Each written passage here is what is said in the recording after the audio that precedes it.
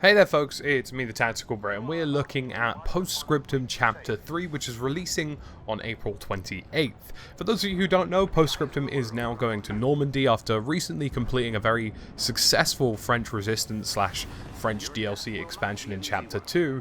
They're moving onwards into Normandy, which is a bit of a different task for Postscriptum. I think most people weren't expecting them to go for such a huge theatre or something that's so well known, but they are doing that and they're going for it.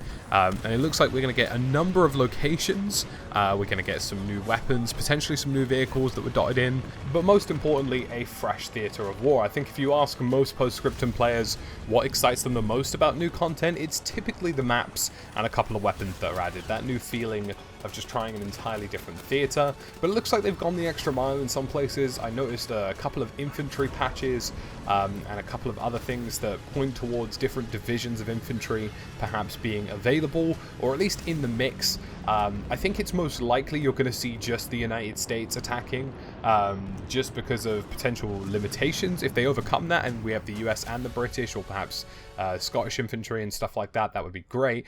But for the most part, I think I mostly only really saw US infantry in the trailer, but it's a very good trailer. The FG-42 is dropping with Chapter 3, which will be an exciting addition. It's typically used by the parachute regiment in World War II on the German side, and the FG-42 is going to be a beast of a weapon, 20 bullet magazine, fast rate of fire. It's going to be really interesting to see how that mixes up the gameplay we're already seeing. But let's talk about the locations. You know, locations are the critical thing here, especially in terms of something like Normandy and what we're looking to see in this location. By the looks of things, if I were to roughly estimate, it looks like we might have 3 maps, though it could be 2. It really does depend on sort of the scope and scale that they're trying to accomplish with each individual map. You know, the French DLC certainly introduced some very large maps in the grand scheme of things, and it felt like, you know, within one map, it's almost as though you had multiple maps. You know, if any of you have played on Dinant, which was the French DLC expansion map, that thing is huge, and it honestly feels like at points you're playing on 3 entirely different maps within a single one. So I wouldn't be disappointed to see 2. 3 would be nice, but I genuinely wouldn't be disappointed if the number was lower. But obviously we are going to have the signature beach invasion. Now, we're not entirely sure what beach that is just yet, or what specific designated landing zone it is. I'm sure the history buffs out there are very excited to see what they end up going for, or are trying to pick apart that. But just for the average sort of gaming Joe who's interested, yeah, we are going to have a Normandy beach landing, and it looks like we're going to have Sainte-Marie-Église, which was a huge contention point over in Normandy, and by the looks of things, Carentan as well. And for those of you who remember Band of Brothers or have watched it through quite vividly, there's a really great scene, and in fact it's almost mirrored in the trailer of the attack on Carentan, which is of course a urban location. So it looks like we're getting quite a good mix of content in this upcoming update. Really, I don't expect to see a huge amount of content changes, just in terms of the fact that, you know, this is coming quite soon after the French DLC, which was obviously a huge undertaking for them as a development team. And I expected the reason they went for Normandy was perhaps because it was a little bit more scaled back. You know, they already have most of the infantry regiments that they want to use, you know, they've got the Easy Company regiment that they can use. And it just seems to me that they're probably taking a slightly easier approach. It's not to say it'll be lacking in content, but just to say that perhaps this is more of an intermittent chapter rather than a large expansion. That being said, though, of course, that's not confirmed. I have no idea of the scope and scale of this thing. We'll just have to wait to see when it's released, and when we can get hands-on.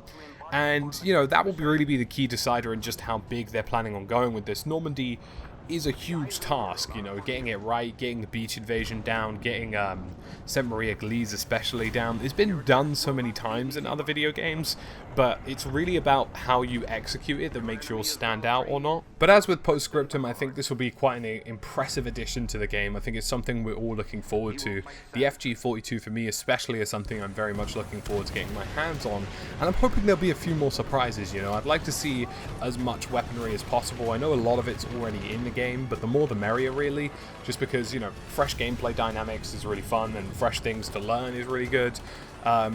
One thing I will say, though, is that it certainly seems as though Postscriptum is going for a slightly more atmospheric approach to this new expansion, mostly because you kind of have to. You know, if you're going to execute the beach landings on Normandy, as well as the parachuting in Normandy and the flat cannon fire, I don't know if you guys have ever seen the opening scene to Overlord, which of course is by no means a historically accurate World War II film, but I think it does a really great job at, you know, hitting what it would be like to parachute drop into enemy lines. I think it does a very good job on that, and the trailer for me kind of mirrors a lot of what that did. So I'm hoping to see a lot of atmosphere, I'm hoping to see the flak fire going off, I'm hoping to see lots of aerial explosions and stuff, seeing some planes come down a bit, because, you know, in the current sort of parachuting side on Postscriptum, it's a little bit bland and perhaps could use a little bit more work. So hopefully we're seeing a bit more of that. I'd like to see the creative team flesh out what they can really do in terms of scenery, in terms of atmosphere, and trying to build that beach invasion, because, you know, Postscriptum does a great job at generating its own organic atmosphere and organic gameplay, but some of the environments I feel sometimes are a little bit too cold, you know, a little bit too stellar or not very interactive, and I'd like to see something change on that department, so hopefully this will be at the beginning of that.